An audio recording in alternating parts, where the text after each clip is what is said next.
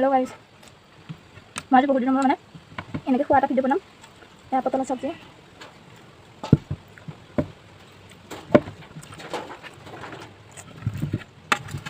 আছে গাহৰি মাংস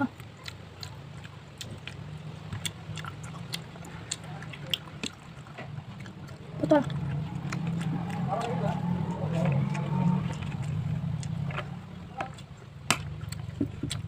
টেষ্টি হৈছে